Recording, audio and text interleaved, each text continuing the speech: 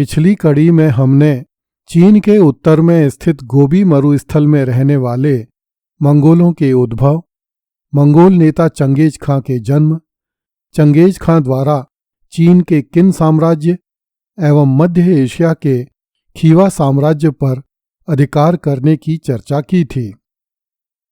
अब एक छोटे से कबीले का खान चंगेज खां पेकिंग तथा खीवा के दो विशाल साम्राज्यों का स्वामी था, किंतु इन राज्यों से संतुष्ट होने की बजाय दुनिया को अपने अधीन करने की उसकी भूख बढ़ गई। इस कारण चंगेज खां की सेनाएं पश्चिम दिशा में बढ़ती ही चली गईं। चंगेज खां की सेनाओं ने कैस्पियन सागर के उत्तर में स्थित रूस पर हमला किया। रूस भी मंगोलों के सामने नहीं टिक सका।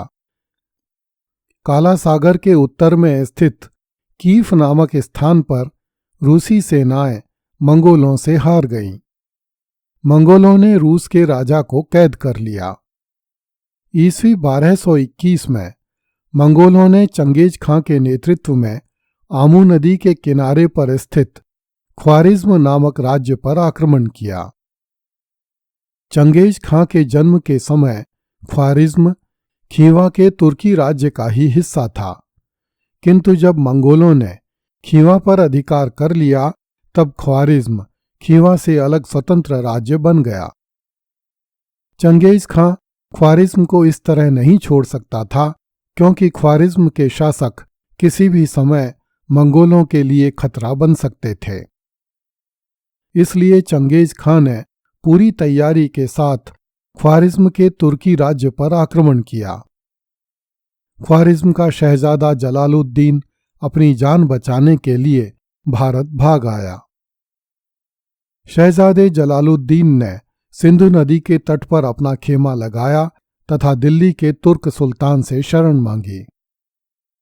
वर्तमान समय में ख्वारिज्म राज्य का कुछ हिस्सा उज़्बेकिस्तान में तथा कुछ हिस्सा तुर्कमेनिस्तान में है। उस समय उत्तरी भारत में अफगानिस्तान से आए तुर्क सुल्तानों का शासन था। उनकी राजधानी दिल्ली थी तथा तुर्कों के इलबरी कबीले में उत्पन्न इल्तुतमिश दिल्ली का सुल्तान था। चंगेज खां भी बिफरे हुए तूफान की भांति ख्वारिज्म के शहजादे जलालुद्दीन का पीछा करते हुए भारत में घुस आया। चंगेज खां ने हिंदुकुश पर्वत को लांघकर सिंधु नदी पार की तथा पंजाब में लाहौर तक के प्रदेश पर अधिकार कर लिया। लाहौर से दिल्ली केवल 250 मील रह जाता है, इसलिए दिल्ली का सुल्तान इल्तुतमिश चंगेज खां के आक्रमण की संभावना से भयभीत हो गया। इल्तुतमिश ने मंगोलों की क्रूरताओं के बड़े किस्से सुने थे।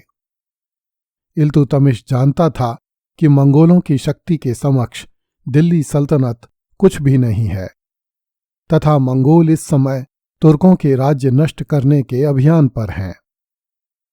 इसलिए दिल्ली के सुल्तान इल्तुतमिश ने ख्वारिज्म के शहजादे को शरण देने से मना कर दिया तथा चंगेज खां को उपहार भेजकर उसे प्रसन्न करने का प्रयास किया।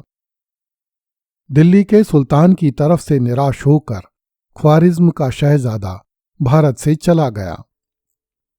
इल्तुतमिश के सौभाग्य से चंगेज खां भी उसके पीछे पीछे चला गया, क्योंकि चंगेज खां भारत में अपना राज्य जमाने का इच्छुक नहीं था।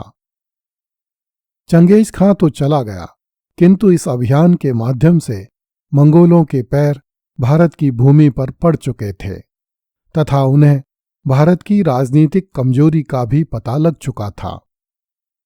इस कारण कुछ ही वर्षों में मंगोलों ने सिंधु नदी पार करके सिंध तथा पश्चिमी पंजाब में अपने गवर्नर नियुक्त कर दिए। उस समय दिल्ली सल्तनत पर बलबन का शासन था।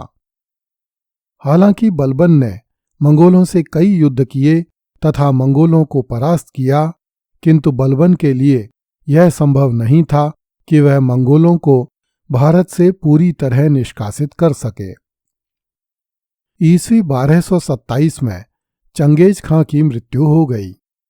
उसकी मृत्यु के समय चंगेज खां का साम्राज्य पूर्व दिशा में प्रशांत महासागर से आरंभ होकर पश्चिम दिशा में काला सागर तक विस्तृत था। यदि हम एशिया का नक्शा देखते हैं तो संपूर्ण एशिया अपने पूर्वी छोर से लेकर पश्चिमी छोर तक प्रशांत महासागर से लेकर काला सागर के बीच में ही स्थित है। चंगेज खां ने चीन का अधिकांश भाग, रूस का दक्षिणी भाग, मध्य एशिया का संपूर्ण भाग, तुर्की अर्थात एशिया कोचक, पर्शिया अर्थात ईरान और अफगानिस्तान के विशाल प्रदेशों को जीत लिया। विश्व इतिहास में सिकंदर महान तथा अशोक महान के नामों से विख्यात विजेताओं के साम्राज्य भी चंगेज खां के साम्राज्य की तुलना में तुच्छ थे। इस विशाल मंगोल साम्राज्य की राजधानी चीन के उत्तर में स्थित थी, जिसे कराकोरम के नाम से जाना जाता था। यह मंगोलों की सबसे बड़ी बस्ती थी। इस क्षेत्र को आज भी मंगोलिया के नाम से जाना जाता है। इस काल में मंगोल इस्लाम से घृणा करते थे। इस कारण जब मंगोल सेनाएं किसी मुस्लिम देश पर अधिकार करती थीं तो अत्यधिक विनाश मचाती थीं।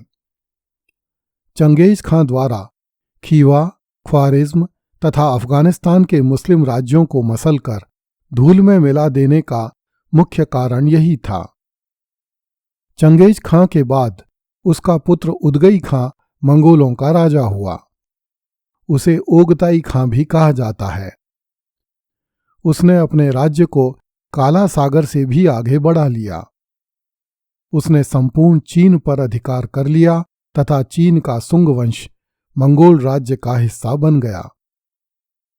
उदगई खां के भाई बातू खां ने संपूर्ण रूस एवं पोलैंड को भी मंगोलों के अधीन कर लिया। अब यूरोप कभी भी मंगोल साम्राज्य की झोली में गिर सकता था। बातू खां ने पवित्र रोमन साम्राज्य पर आक्रमण कर दिया। जर्मनी का शासक फ्रेडरिक द्वितीय उस समय पवित्र रोमन साम्राज्य का स्वामी था। उसने अपनी सेनाओं को बातू खां से युद्ध करने भेजा। बातू खां ने जर्मनी की सेनाओं को भी परास्त कर दिया, किंतु इसी समय ईस्वी 1242 में मंगोल सम्राट उदगई खां की मृत्यु हो गई तथा अगले मंगोल सम्राट के प्रश्न पर मंगोलों में गृह युद्ध छिड़ गया। इस कारण पश्चिमी यूरोप मंगोलों की दाढ़ में जाने से बच गया। ईस्वी 1251 में मंगू खां अथवा मोंग के खान मंगोलों का सम्राट हुआ। उसने तिब्बत पर भयानक आक्रमण किया तथा देखते ही देखते विशाल तिब्बत पर भी मंगोलों का अधिकार हो गया। मंगू खां को मंगोलों के इतिहास में खान महान कहा जाता है। वह अपने भाई हलाकू की अपेक्षा थोड़ा उदार था। इसलिए मुसलमानों, ईसाइयों तथा बौद्धों में होड़ मची कि किसी तरह मंगू खां को प्रसन्न करके उसे अपने धर्म में सम्मिलित कर लिया जाए। रोम के पोप ने भी अपने कैथोलिक एलची मंगू खां के पास भेजे। नस्तोरियन ईसाई भी पूरी तैयारी के साथ मंगू खां के चारों ओर मंडराने लगे। मुसलमान और बौद्ध प्रचारक भी तेजी से अपने काम में जुट गए, किंतु मंगू खां को धर्म जैसी किसी भी चीज में अधिक रुचि नहीं थी। फिर भी वह ईसाई बनने को तैयार हो गया। जब रोम के एलचियों ने मंगू खां को पोप तथा उसके चमत्कारों की कहानियां सुनाई तो मंगू खां भड़क गया और उसने कोई भी धर्म स्वीकार करने से मना कर दिया। अगली कड़ी में देखिए, खलीफा के महल की औरतें बगदाद की गलियों में घसीटी गईं। कृपया इस चैनल को लाइक, सब्सक्राइब एवं शेयर करें।